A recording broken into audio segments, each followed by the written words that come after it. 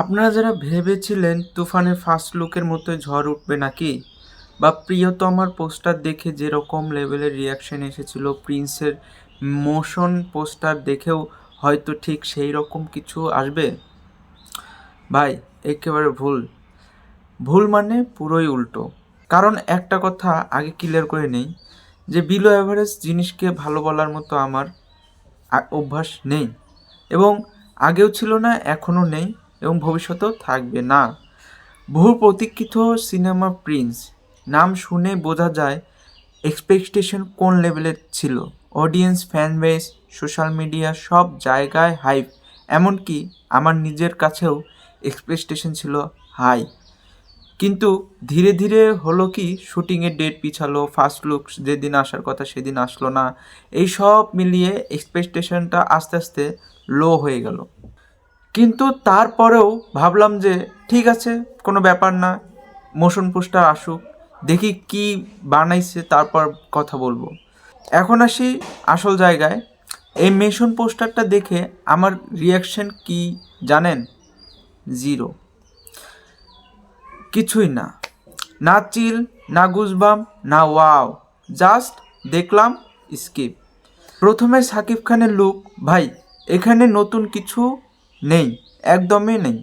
এই লুক আমরা আগেই দেখেছি, লিকেজ ফটোতে দেখেছি, প্রিয়তমাতে দেখেছি, তুফানে দেখেছি। লুক নিয়ে নতুন কিছু আসবে না আমরা আগেই জানতাম। একটা মোশন পোস্টার মানে তো শুধু লুক না ভাই, এটা একটা feel, design, colour grading, background music সব মিলিয়ে একটা ইমপ্যাক্ট হওয়ার কথা ছিল, কিন্তু এখানে তা হয়নি। কিন্তু এখানে কি পাইছি আমরা? পুরো জিনিসটাই আর্টিফিশিয়াল। সাকিব খান যেভাবে মেশিন গানটা ধরে আছে, দেখলে মনে হয় গ্রিন স্ক্রিনে দাঁড় করাইছে, পরে সব কিছু বসাইছে।